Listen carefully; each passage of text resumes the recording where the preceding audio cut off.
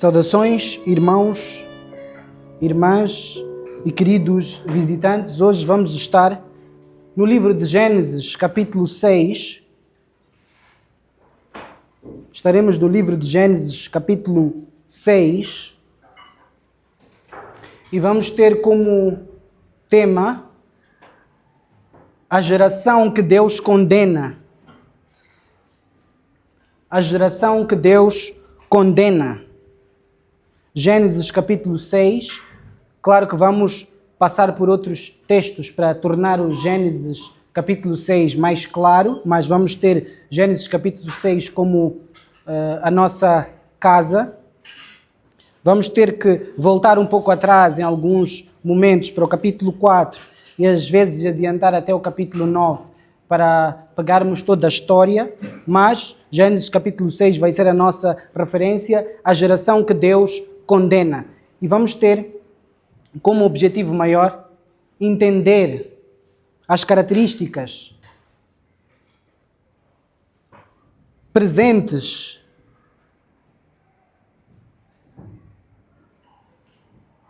na humanidade que atraem o juízo de Deus. As características presentes na humanidade que atraem o castigo de Deus. De maneira mais específica, vamos ver por que Deus condena, de acordo com este capítulo, qual foi a causa da condenação, por que Deus condena. Vamos ver também a quem Deus condena, quem são as pessoas ou os seres que acabam debaixo da condenação de Deus. Também vamos ver a quem Deus salva, e quais são os elementos que fazem esta salvação vir à tona, a quem Deus salva. E vamos também apreciar a graça do Salvador.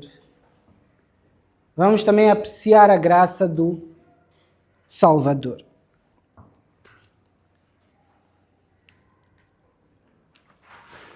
Gênesis capítulo 6, a geração que Deus condena. Vamos de maneira geral mostrar as características da humanidade que podem atrair o juízo de Deus. Também vamos ver por que Deus condena neste texto em específico, a quem Deus condena à luz do que o texto nos informa, a quem Deus salva e como o faz, de acordo com o texto, e vamos também apreciar a graça do Salvador. Bom, todo mundo sabe o que está a acontecer agora em nossa região, em Moçambique, de maneira mais específica, em Maputo.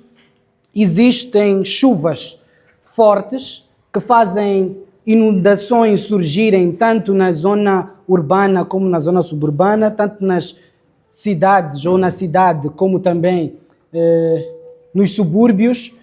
E isso começa a fazer alguns comentários virem à tona.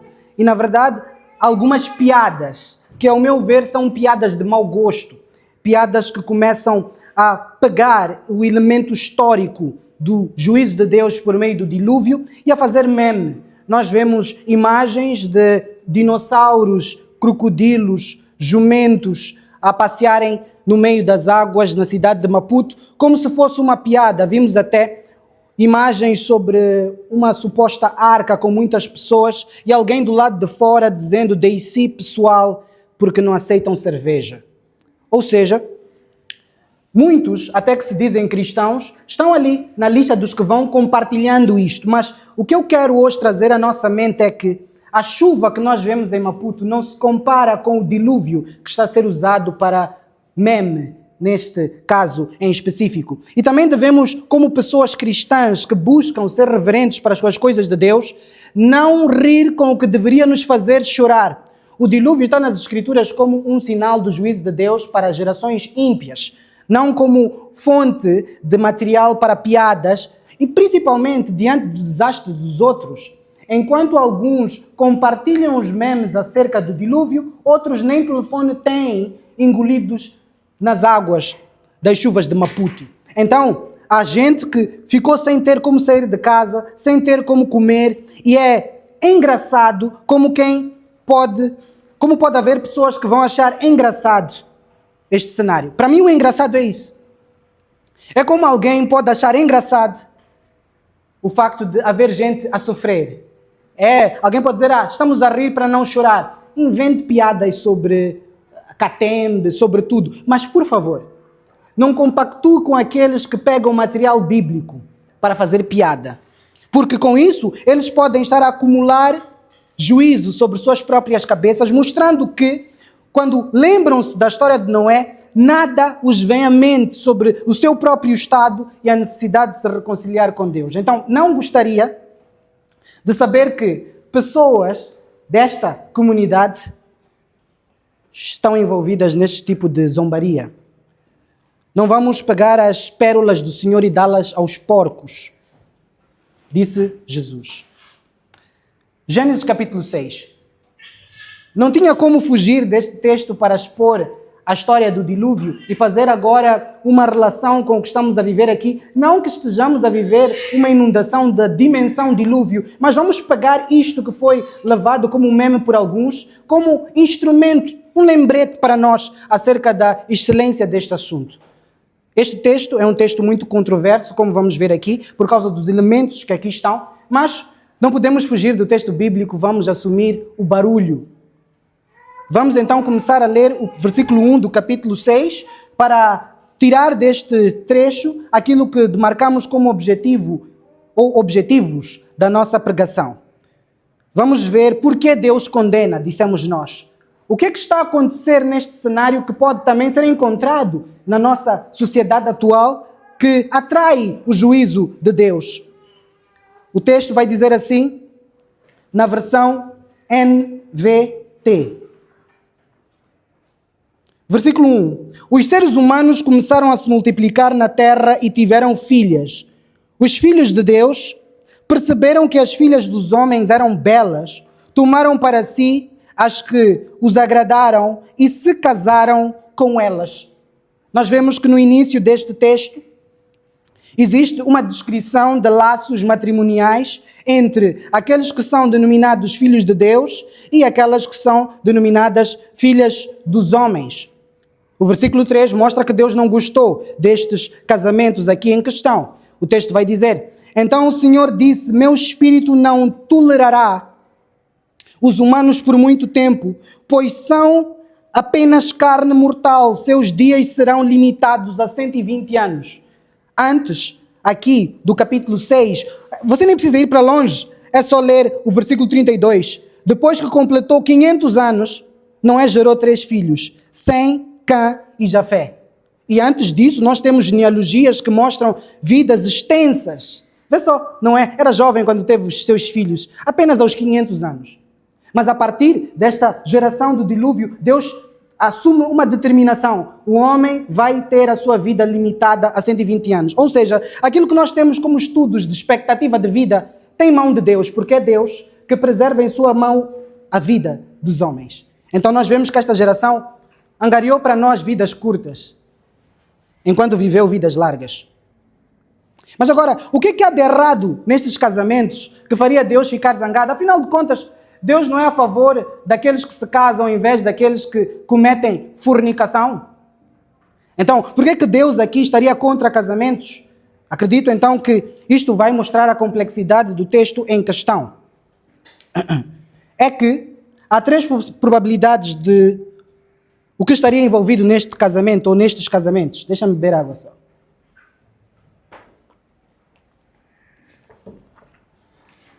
E adianto que depois de dizer as 3 probabilidades, defenderei uma. A primeira probabilidade, de acordo com alguns, é que estes filhos de Deus seriam governantes ou nobres. Que o seu pecado seria casar-se com pessoas ou mulheres pobres, fracas. Então seria uma espécie de poligamia forçada. Então são homens nobres e poderosos que são chamados de filhos de Deus, como acontecem nas terras pagãs, em que os reis são denotados ou conotados como deuses. Então seriam filhos dos deuses, os reis, os nobres, que estariam a casar-se com mulheres indefesas de forma forçosa. Então este seria o pecado terrível, de acordo com estes que adotam esta posição. Eu diria que esta posição, ao que me parece, é pouco provável. parece depender excessivamente de material fora do texto bíblico para chegar a esta conclusão. Existe uma outra posição que é muito atraente, que vai dizer que estes filhos de Deus seriam os filhos ou descendentes de um dos filhos de Adão, chamado Sete, como podemos ler no capítulo 4, versículo 25 de Gênesis. Vem assim no texto. Adão teve relações com sua mulher novamente e ela deu à luz outro filho. Chamou-o de Sete, pois disse: Deus me concedeu outro filho no lugar de Abel, a quem Caim matou. Então, de acordo com este texto, Sete seria o filho de Adão, que Eva teria percebido como um consolo perante a perda de Abel. E Caim seria o tipo, aquele que representa a impiedade na primeira geração, ou na segunda, se marcarmos Adão e Eva como a primeira.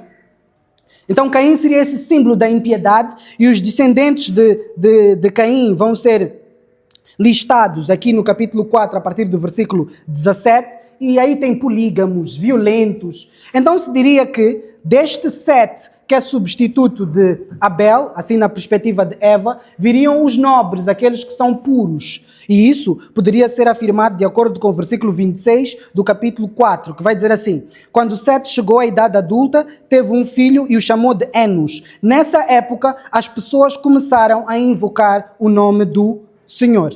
Então, nesse sentido, Sete seria este cabeça dessa descendência, essa linhagem pura que vem de, ou viria de Adão. Então seria os descendentes de Caim como os filhos, vamos assim dizer, do diabo, e os descendentes de Sete seriam os filhos de Deus. Então, o que estaria a ser abordado aqui, de acordo com esta perspectiva, no versículo 1 do capítulo 6, seria um casamento em julgo desigual. Então, estes que seriam descendentes de Sete, os crentes, estariam a casar-se com descrentes. Então, seriam casamentos que levantariam a ira de Deus e Deus diria: chega, estão a viver muito, estão a casar com bodes, eu não gosto disso.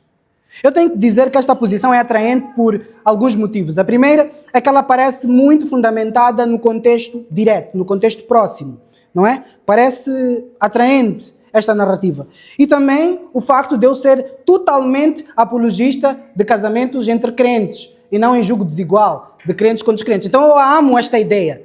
Eu amo a ideia de Deus condenar casamentos entre crentes e descrentes. E eu aproveito a oportunidade para dizer que condeno isso. Mas não é esta posição que eu acredito que seja a expressa no texto. Qual é, pastor? Bom, digamos que eu me alinho com a posição mais estranha para alguns. O que é que seria isso? E como é que eu provaria isso usando o texto bíblico e não fontes extra-bíblicas? Os filhos de Deus, nesta passagem, seriam anjos.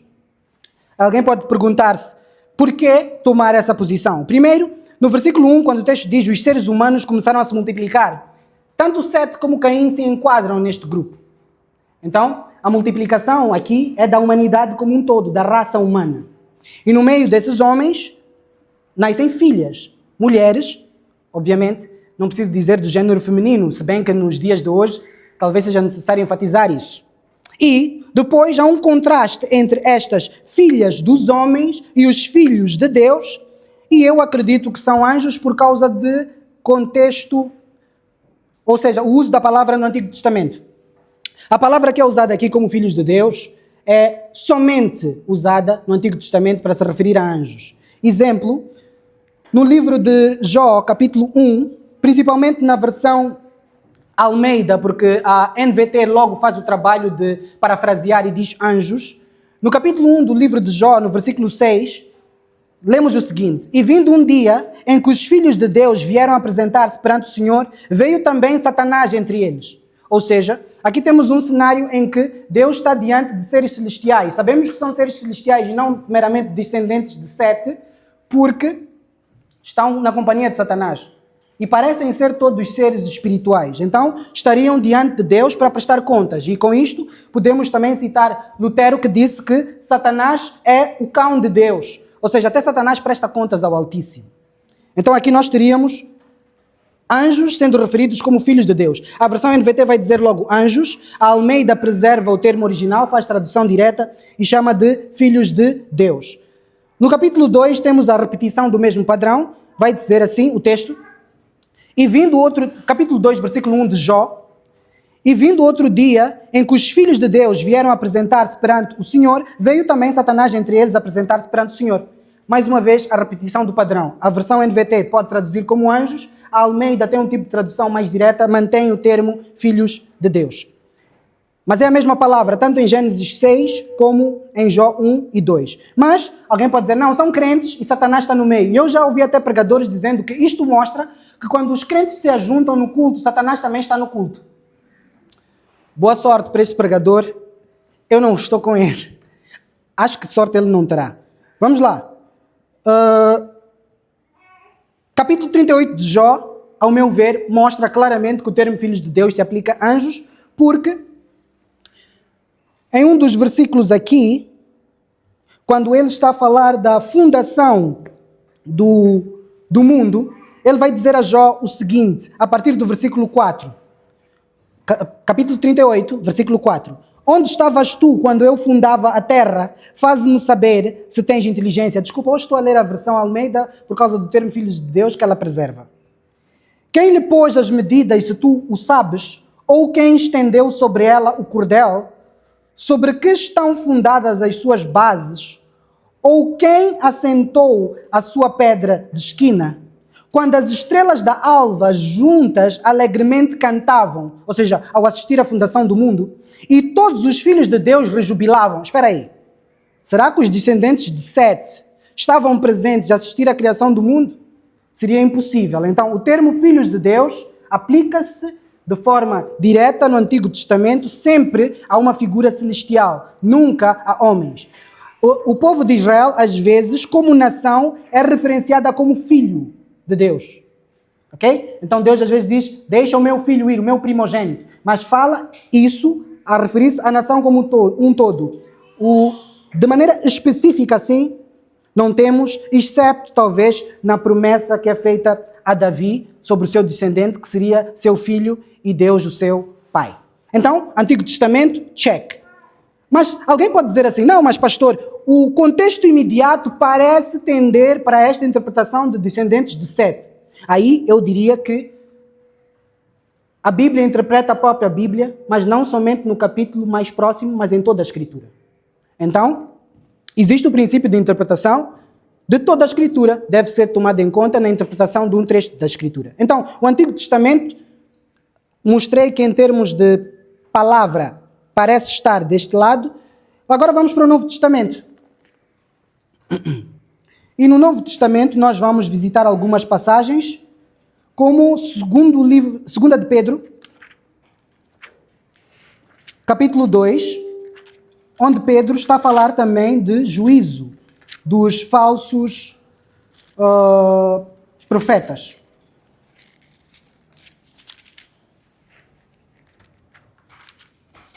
Então vamos a isso. 2 de Pedro, capítulo 2.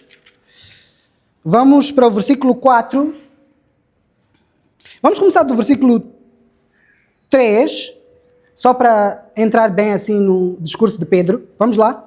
Em sua ganância, os falsos mestres inventarão mentiras astutas para explorar vocês, mas eles já foram condenados há muito tempo e sua destruição não tardará. Então, Pedro estaria aqui a falar da condenação dos falsos profetas. Agora veja só o que ele vai dizer a seguir.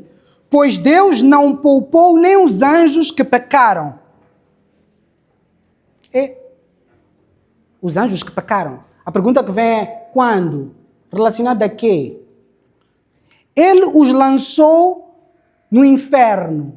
Aqui a palavra que é traduzida como inferno pode falar de cadeias, lugar escuro, abismo. Vamos lá, estávamos onde? No inferno, em abismos tenebrosos, onde ficarão presos até o dia do julgamento. Então, estes anjos não são os demônios que passeiam na terra. Eles estão presos. Esses anjos que pecaram.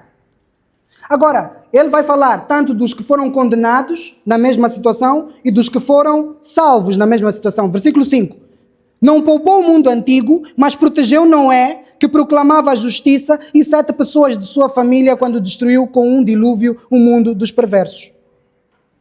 Então, ele fala dos condenados e dos salvos. Sabemos que esta é a ordem que ele está a usar por causa do que ele fala logo a seguir sobre Sodoma e Gomorra. No versículo 6 vai dizer assim: mais tarde condenou as cidades de Sodoma e Gomorra e as transformou em montes de cinzas, como exemplo do que acontecerá aos perversos. Mais uma vez ele começa a falar dos condenados. Agora, vamos saber que é o mesmo padrão se ele logo falar dos salvos na mesma situação de Sodoma e Gomorra. Então vamos ver.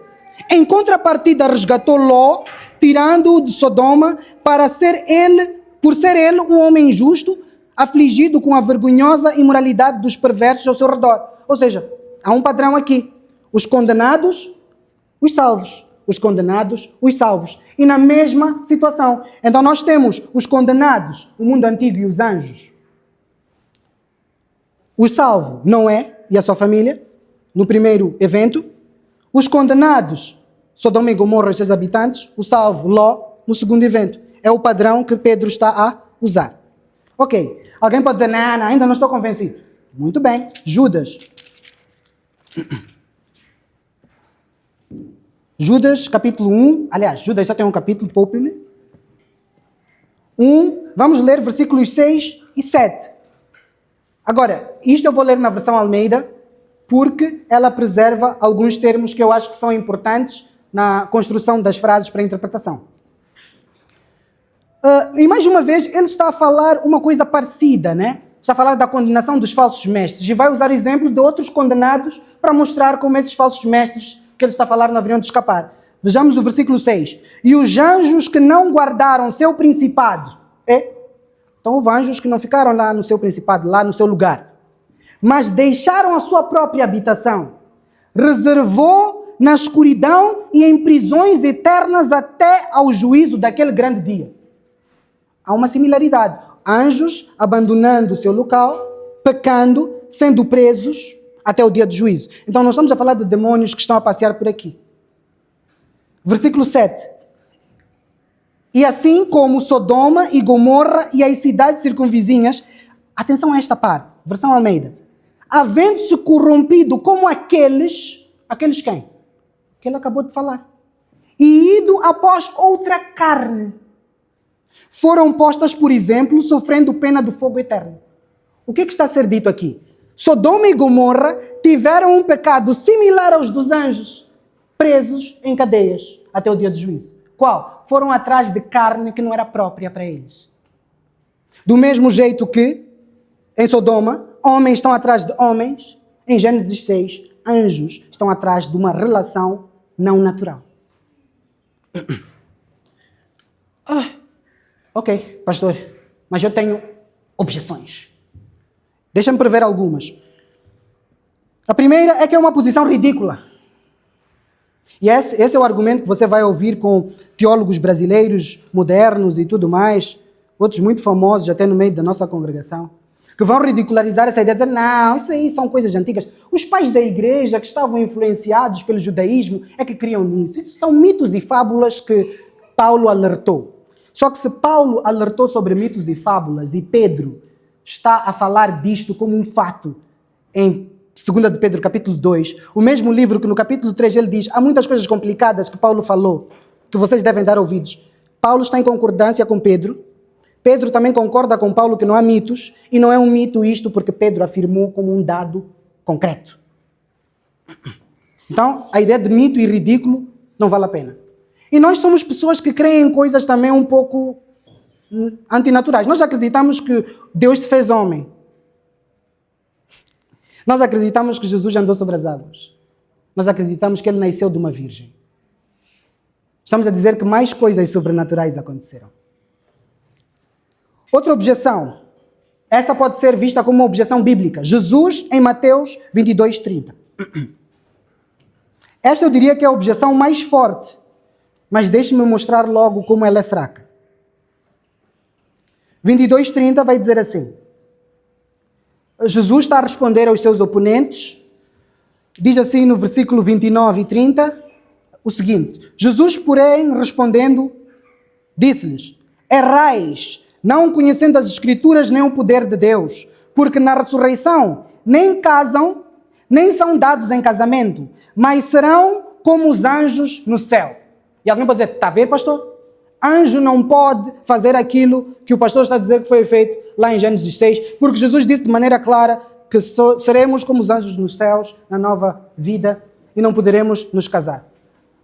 Agora, como é que eu posso dizer que aquela posição dos anjos é mais coerente à luz deste versículo?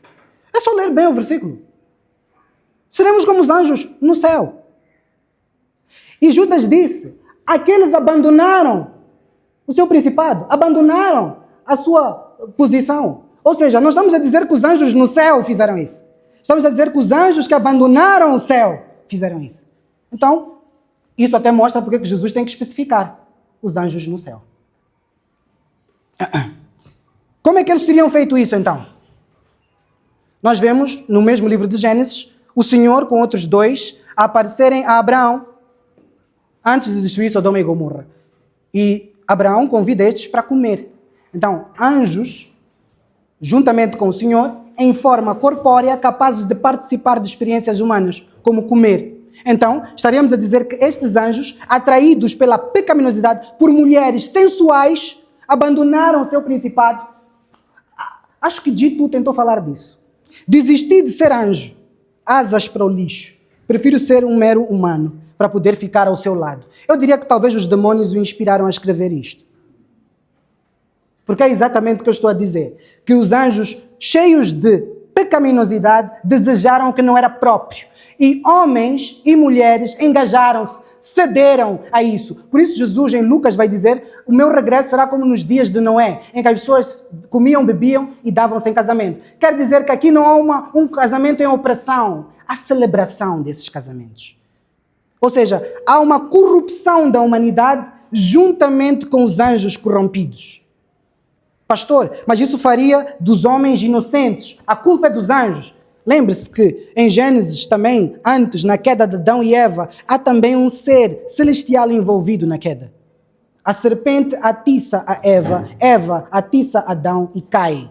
O facto de haver elementos sobrenaturais, espíritos rebeldes envolvidos na queda da humanidade, não inocenta os homens, mas mostra que há dois níveis de culpados. Acabamos a questão. Vamos continuar. Então, você pode dizer: pastor, não concordo. Tá bom, você assistiu os seus vídeos, está aqui a explicação. Vamos continuar. Mas a questão é, quem tem argumentos bíblicos mais sólidos? Eu diria este lado. Obrigado. Mas com toda a humildade, quem pensa diferente é irmão. Você pode dizer: olha, te abraço, estás errado, mas força. Muito bem. Vamos para uma breve aplicação. Depois desta maratona. Meus queridos, a geração que Deus condena, o que atrai a ira de Deus é a perversão das normas que Deus criou. Deus criou homens para ficar com mulheres.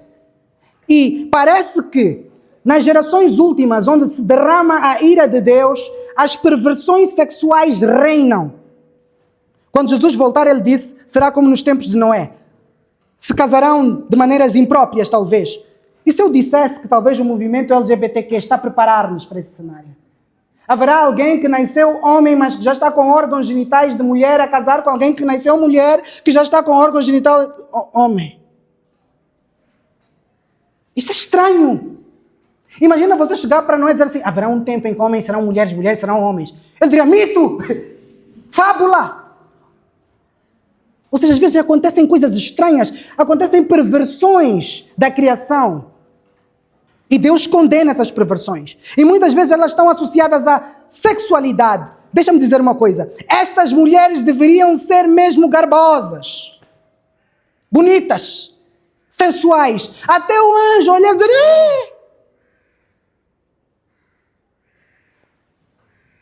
então nós não temos justificação.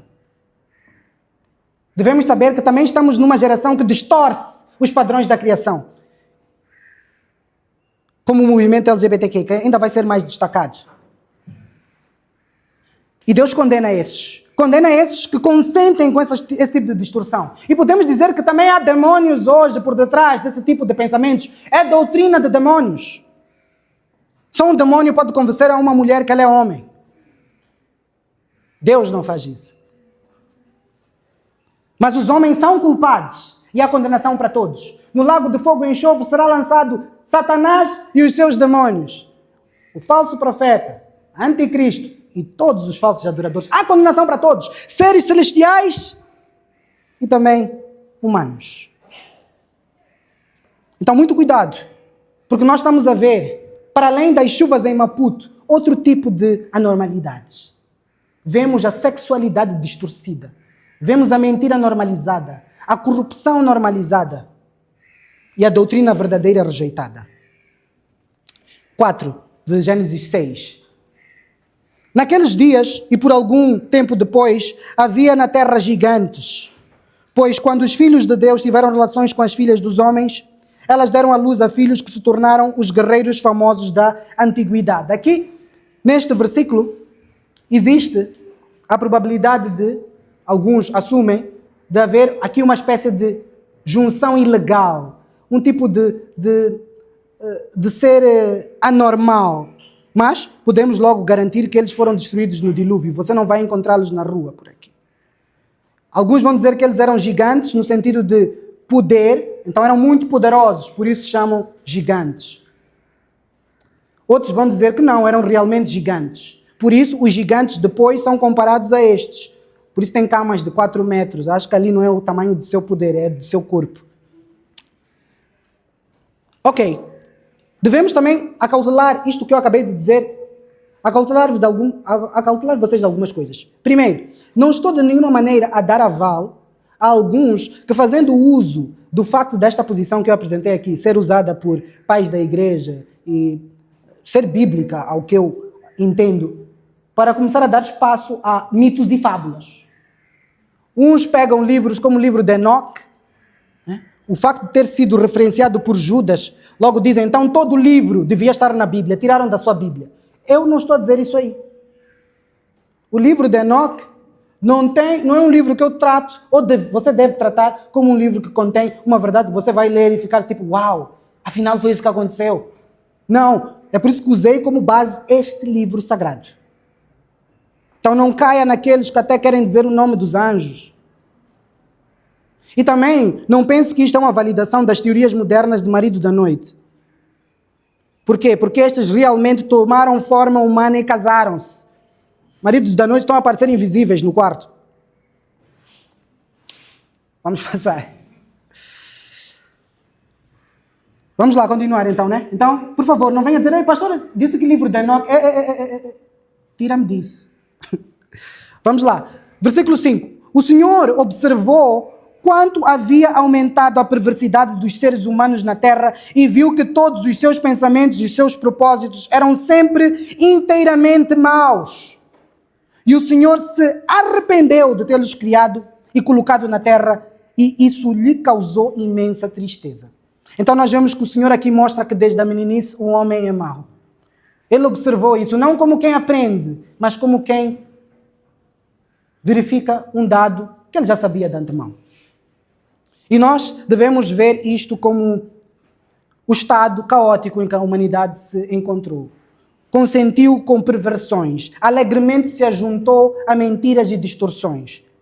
E nós devemos também saber que Deus não se arrepende, mas se arrepende. Existem textos como o texto de Números que vai dizer assim, Deus não é homem para que minta, nem filho do homem para que se arrependa. E você lê nesse texto que Deus se arrependeu. E você pode dizer assim, há contradições no texto bíblico. Diríamos claramente que não. Mas uma palavra pode ter inúmeros significados. Deus não se arrepende na medida em que ele não volta atrás como quem errou por ignorância. É isso que o homem faz. Quando alguém é chamado ao arrependimento diante da pregação do Evangelho, vai dizer o quê?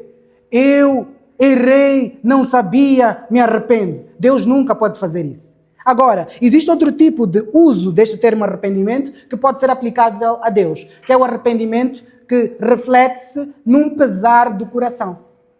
Então não é como quem diz errei, não é como quem diz fiz algo mal, mas é como quem diz isso dói. Por isso, a ênfase depois é, isso pesou-lhe o coração. Alguns depois podem usar algumas explicações relacionadas com coisas um pouco mais técnicas, como antropopatia, que Deus está a fazer uso de uma apatia, de um sentimento humano, aplicando a ele para explicar aos homens o que está a acontecer de parecido nele. É possível, mas podemos também admitir que Deus fica triste quando vê o pecado, apesar de já saber que o pecado vai acontecer. Ok? Então vamos lá. O que é que Deus decide fazer? O Senhor disse: eliminarei da face da terra esta raça humana que criei. Sim, e também destruirei todos os seres vivos, as pessoas, os grandes animais, os animais que rastejam pelo chão e até as aves do céu. Arrependo-me de tê-los criado. Então, todos aqueles que foram afetados pelo pecado no ramo da criação estão aqui a ser julgados e condenados. E diríamos também que os anjos estão incluídos porque foram presos em cadeias eternas até o dia do juízo. Deus aqui decide condenar. Agora, a quem Deus salva? O versículo 8 nos mostra a quem e porquê. Vai dizer assim o versículo 8: Noé, porém, encontrou favor diante do Senhor. Outras versões vão dizer o quê? Achou graça diante do Senhor. E alguns pregadores mal informados pegam este texto para dizer assim: está a ver? Deus salva aqueles que são atentos. Por quê? Por quê? Porque é só ler o versículo 9. Este é o relato de Noé e sua família. Noé era um homem justo, a única pessoa íntegra naquele tempo, e andava em comunhão com Deus. Então, para ser salvo, você precisa fazer. Você precisa andar em comunhão com Deus. Se você peca hoje, cuidado. Você pode perder a sua comunhão com Deus, seja como Noé, salvo pela sua comunhão com Deus. Isso está errado, porque a causa da salvação de Noé e da sua família é a graça de Deus. Por isso, antes de falar da justiça de Noé, o texto apresenta a graça de Deus, um favor não merecido. Deus olha para todos os corruptos e diz: eu escolho Noé. Não porque Noé é justo, mas uma vez que Noé é escolhido para ser vítima da graça, é declarado justo e transformado para andar em comunhão com Deus. Então, o andar em comunhão com Deus, o facto de Noé ser um homem justo e pregador da justiça, como vai dizer o Novo Testamento, é resultado da graça de Deus, não é a causa da graça de Deus. E eu tenho algo a dizer a você também. Noé aceitou uma pregação. Qual? A geração corrupta que perverte os valores de Deus vai ser condenada. E existe uma salvação. E eu vou dar a você uma imagem dessa salvação.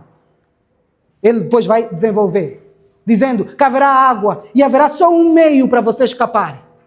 E aquele que estiver com você nessa arca será salvo. Você crê nisso? E o momento que Noé crê, é porque Deus operou sua graça no coração de Noé. E ele foi declarado justo. Mesmo em gerações moralmente corruptas, a graça de Deus é eficaz e poderosa nos eleitos. Ou seja, eu não estou assustado. Peguem crianças, ensinem desde o ventre a mudarem de gênero aos 3 anos. Façam isso. Enchem a Disney, a TVM, a Soico Televisão e todos os outros canais de LGBTQIHIJKLMNOOPQ+. Façam isso. E a graça de Deus continuará eficaz naqueles que Deus quer salvar. Então não temos medo. A quem Deus salva nessas gerações? Aqueles que dão ouvidos à palavra do Senhor porque receberam a atuação da graça de Deus. E nós não devemos ter medo. Mesmo se anjos estivessem a abandonar o seu principado para se envolver com mulheres, ainda teríamos esperança na graça de Deus. A solução aqui não é uma espécie de voodoo para Noé. Quebra! Põe sal! É ser declarado justo pela fé na mensagem do Deus que aplica a justiça e justifica os crentes.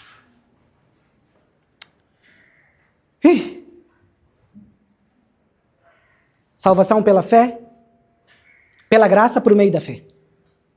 Sempre foi assim. E depois o salvo vive de forma íntegra e em comunhão com Deus. Mas não confunda a consequência com causa. 10. Noé gerou 3 filhos, Sem, Cã e Jafé. 11. Deus viu que a terra tinha se corrompido e estava cheia de violência. Deus observou a grande maldade no mundo, pois todos na terra haviam se corrompido. Assim Deus disse a Noé: decidi acabar com todos os seres vivos, pois encheram a terra de violência. Atenção que essa categoria, seres vivos, enquadra também aqueles caídos lá. Pois encheram a terra de violência. Sim, destruirei todos eles e também a terra. 14. Construa uma grande embarcação, uma arca de madeira cipestre. Cubra-a com betume, por dentro e por fora, versão NVT. Para que não entre água. Divida toda a parte interna em pisos e compartimentos. A arca deve ter 135 metros de comprimento, 22,5 metros de largura, uma pena daqueles que estão a ler Côvados, e 13,5 metros de altura. Deixe uma abertura de 45 centímetros debaixo do teto ao redor de toda a arca, coloque uma porta lateral e construa 3 pisos na parte interna, inferior, médio e superior. Alguns, pegando as medidas da arca de Noé, tentam reconstruir e dizem assim: isso só pode ser mentira. Nessa arca girafas não entram. Eu gostei. Um pregador disse assim: Deus disse para meter animais, não disse o tamanho nem a idade. Girafas não nascem daquela altura. E o mesmo os elefantes e hipopótamos. Lógico, né? Mas é incrível como vídeos da internet fazem você tremer por qualquer argumento, você nem para pensar. Mas ok, vamos continuar. 17. Presta atenção. Em breve cobrirei a terra com um dilúvio que destruirá todos os seres vivos que respiram. Tudo o que há na terra morrerá. Com você, porém, firmarei minha aliança. Portanto, entre na arca com sua mulher, seus filhos e as mulheres deles. Está a ver? Casar com crente. 19. Leve na arca com você um casal de cada espécie de animal selvagem e doméstico, um macho e uma fêmea para mantê-los com vida. Um casal de cada espécie de ave, de cada espécie de animal e de cada espécie de animal que rasteja pelo chão virá até você para que os mantenha com vida. Atenção, pela graça Noé foi atraído e os animais iriam até Noé.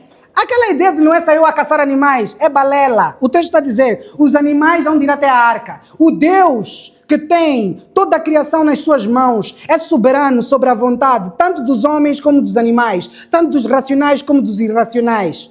Os animais vão de vir. Você deve pensar até que teve um encontro marcado com a zebra. De repente ela está a chegar. Está na hora, o Senhor do mundo mandou. E não haveria de vir toda a selva. Número contado. Então Noé nem tinha o trabalho de ir caçar. Cuide bem, para que haja alimento suficiente para a sua família e para todos os animais. Noé fez tudo exatamente como Deus lhe havia ordenado. Como faz um bom crente? Como faz alguém declarado justo pela fé por meio da graça? Como faz alguém fiel em comunhão íntegra com Deus? Capítulo 7. O Senhor disse a Noé: entre na arca com toda a sua família, pois vejo que de todas as pessoas na terra apenas você é justo. Leve com você 7 casais, macho e fêmea, de cada espécie de animal puro, e um casal macho e fêmea de cada espécie de animal impuro. Leve também 7 casais de cada espécie de ave. Cada casal deve ter um macho e uma fêmea para garantir que todas as espécies sobreviverão na terra depois do dilúvio. Isto é um ataque direto ao movimento LGBTQ. Para sobreviver na terra é preciso haver macho e... aulas básicas de biologia. Vamos lá. Como disse o homem nasce, cresce, reproduz e morre. Junta um macho com macho. Onde a reprodução ocorre? 4. Daqui a 7 dias farei chover sobre a terra. Choverá por 40 dias e 40 noites. Não é Maputo, agora parou. E nem chegamos ao dia 14. Falo 14 a chover. Mas temos essas tréguas. A chuva parou, eu estou a transpirar. Não é estar a receber uma mensagem, uma informação. Vai chover por 40 dias e 40 noites consecutivos. Daqui a 7 dias farei chover sobre a terra, choverá por 40 dias e 40 noites, até que eu tenha eliminado da terra todos os seres vivos que criei. Está a limpar a criação. Noé fez tudo exatamente como o Senhor lhe havia ordenado. Agora atenção à idade. O jovem Noé. 6. Noé tinha 600 anos quando o dilúvio cobriu a terra. Ou seja, Noé, ele está a viver num mundo perverso por 600 anos sustentado pela graça. Eu acho que você nunca parou para pensar nisso. Quando eu disse que haveríamos de apreciar a graça de Deus, é uma graça eficaz para salvar e para fazer você permanecer salvo. A ideia cristã não é que você é salvo pela graça e depois continua salvo pela sua graça, pelo seu esforço. Não é tipo assim, entrada de borla, mas pague renda. A ideia é, o Deus que é capaz de nos sustentar até o fim é capaz de fazer 1 ano, 1 minuto, 1000 anos, 600 anos. Pastor, está difícil. Lutar contra o pecado está difícil. Você tem quantos anos?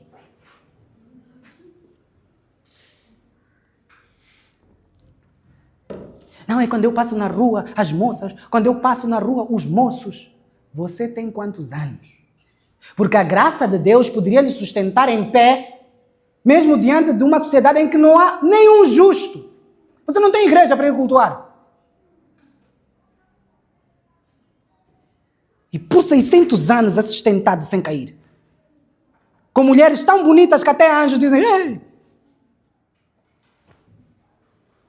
Então não venha com histórias, não minimizemos a graça de Deus olhando para o tamanho do nosso pecado. Entrou na arca, 7, junto com a mulher, os filhos e as mulheres deles, para escapar do dilúvio. Entraram com eles animais de todas as espécies, os puros e os impuros, as aves e todos os animais que rastejam pelo chão. Atenção, quem está a dizer puros e impuros é Moisés. Moisés é que escreveu isso. Está a escrever para o povo que está a caminhar com ele no deserto, que já tinha recebido a lei a dizer o que era puro e impuro para eles. Mas de alguma maneira não deveria ser essencialmente impuro para Deus, porque é Deus que está a preservar esses animais. Vamos continuar. Porco estava aqui também. Amém. Um bom porco. Louvemos a Deus pelos porcos da nova aliança. Vamos lá. Vamos lá. Ok. Epa, estávamos onde? 8, né? Entraram com ele animais, aves de todos os animais que rastejam pelo chão, ok? 9. Entraram na arca em pares, macho e fêmea, como Deus tinha ordenado a Noé. Depois de 7 dias, vieram as águas do dilúvio e cobriram a terra. Quando Noé tinha 600 anos, no 17º dia do 2º mês, todas as fontes subterrâneas de água jorraram da terra. Atenção! Há uma coisa muito interessante. Deus não usou apenas a água, as comportas dos céus. Ele usou a água. Em todo lugar que havia água. Você está a ver? Você escava para fazer poços. Deus está a dizer aqui que neste texto os poços vieram de cima. Não foi só um ataque das águas dos céus. Não é só, não há valas de drenagem. Mesmo se houvesse valas de drenagem, você veria a água sair da vala para fora. E não haveria nenhum presidente chapo para você culpar.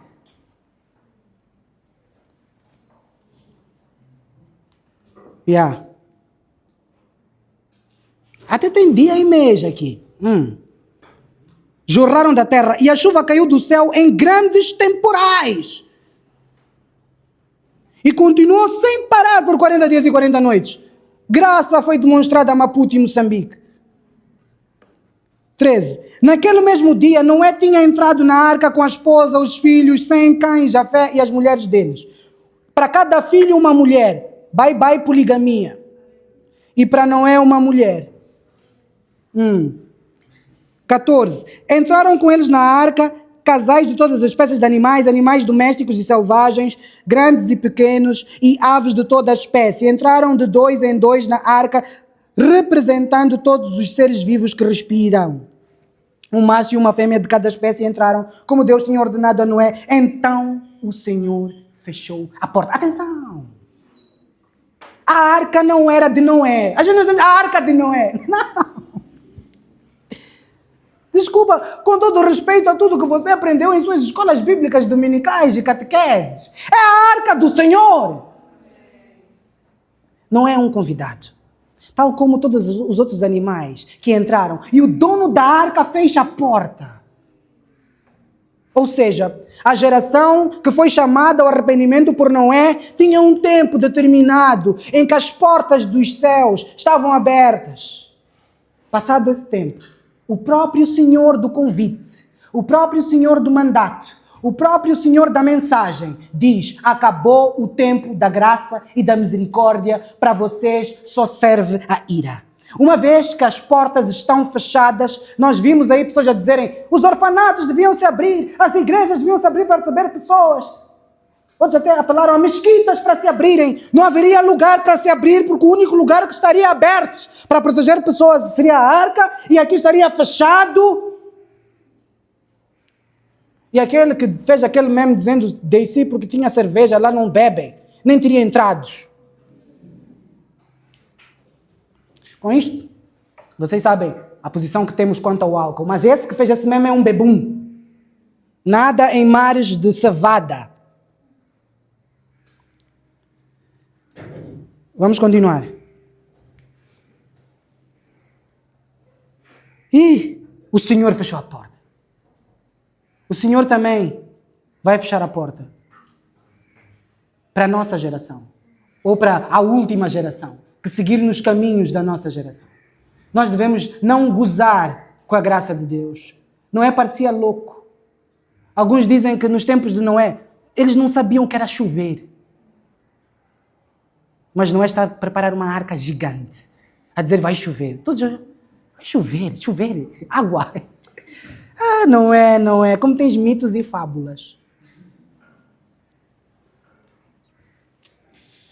Durante 40 dias, as águas do dilúvio se tornaram cada vez mais profundas, cobriram o solo e elevaram a arca bem acima da terra. Enquanto as águas subiam cada vez mais acima do solo, a arca flutuava em segurança em sua superfície. Por fim, as águas cobriram até as montanhas mais altas da terra. Está a ver? Monte Alto, Monte Binca, cabeça de velho.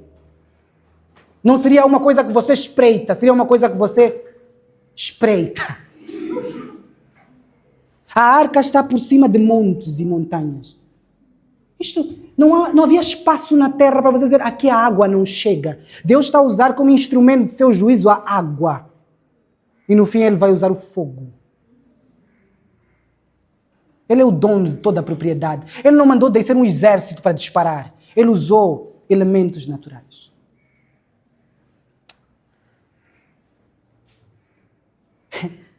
Sabe por que aquele meme da arca não é verdadeiro? Porque não há cadáveres na água. Quanto mais a água sobe, há crianças dos ímpios que não são filhos de justo. Né? Há adultos rebeldes que riam de Noé. Que agora estão a morrer asfixiados. Então, nas águas do dilúvio, quando você pensar nas águas do dilúvio, esqueça aqueles caderninhos que nós vemos muitas vezes. Não é a brincar com o hipopótamo e o leopardo. Veja cadáveres a boiar na água. Veja cheiro de matadouro, cheiro de morte. Porque o juízo de Deus visitou a terra.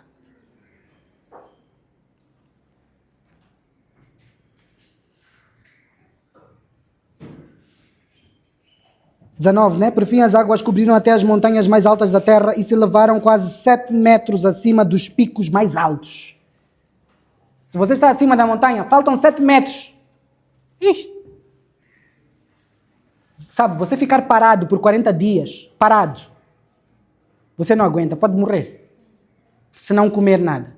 Imagina 40 dias a tentar flutuar na água. Porque alguém aqui já pensou, mas aqueles que sabiam nadar, 40 dias. Você não vai ter forças.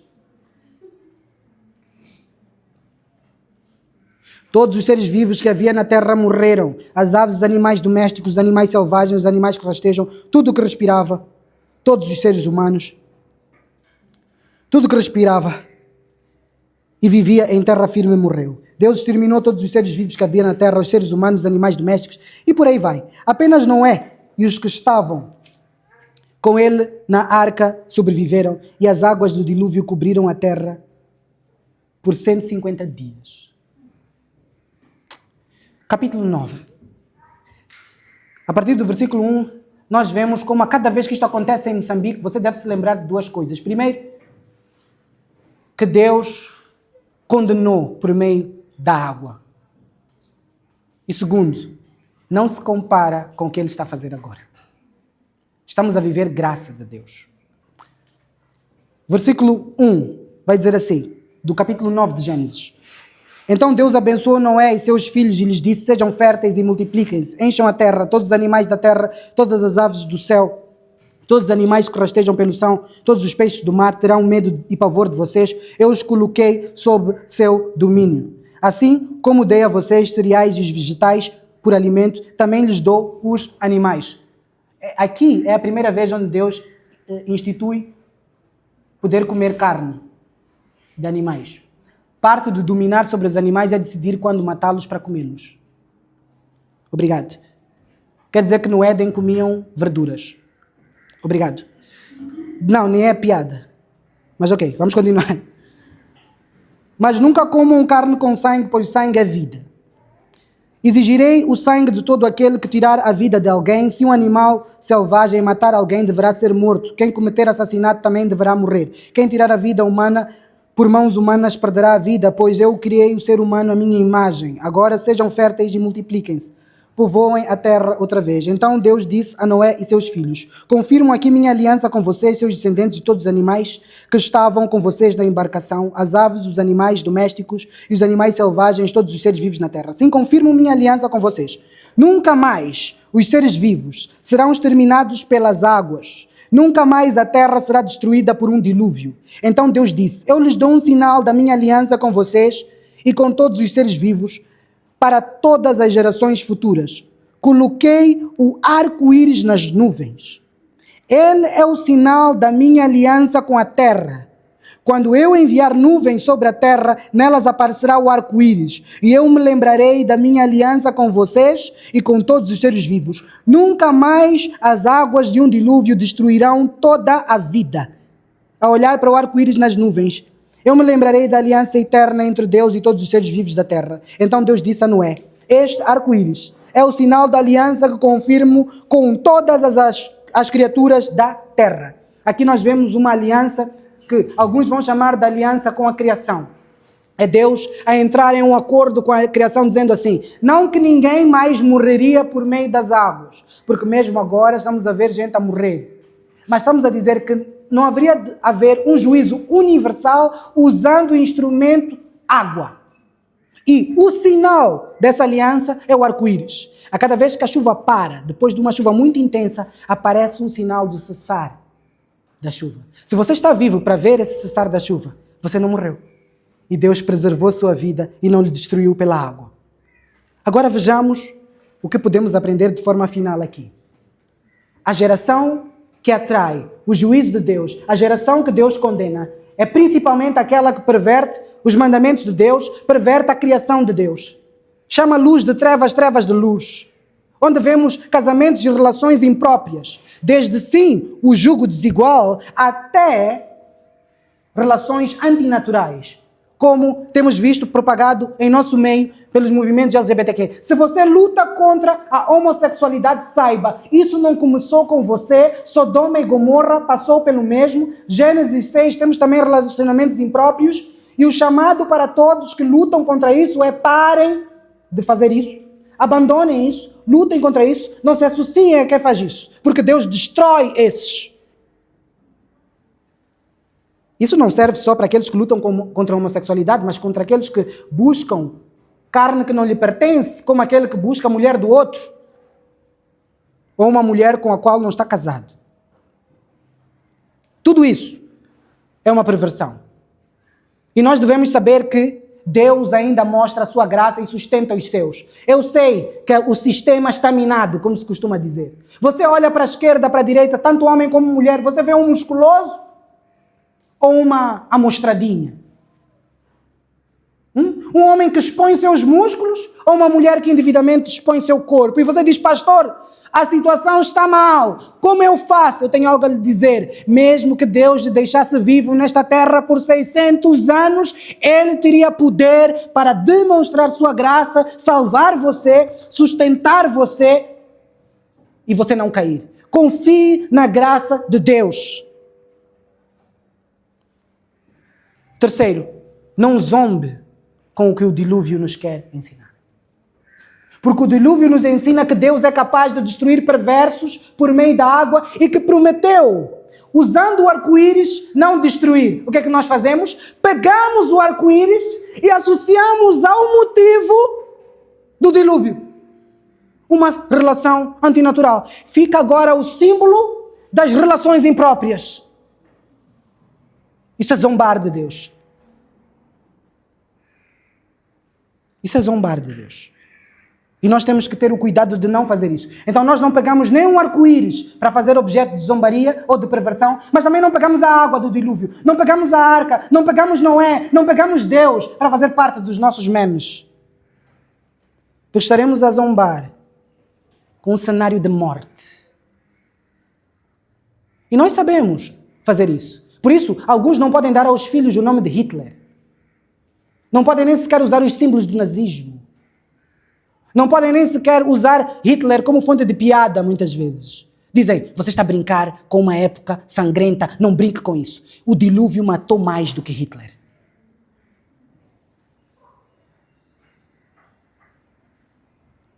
Para além, independentemente da visão de Gênesis 6 que você tem, uma coisa é certa. Deus condena a perversão e junções perversas. Vamos orar dizendo, Senhor, eu quero ser parte do povo que tu guardas por meio da tua graça. Porque a arca do Noé do Senhor apontava para uma graça demonstrada em Cristo Jesus. Nós também, alcançados pela graça, confiamos nele e somos parte daqueles que estão em Cristo. E Cristo torna-se a arca que nos sustenta enquanto Deus condena o mundo.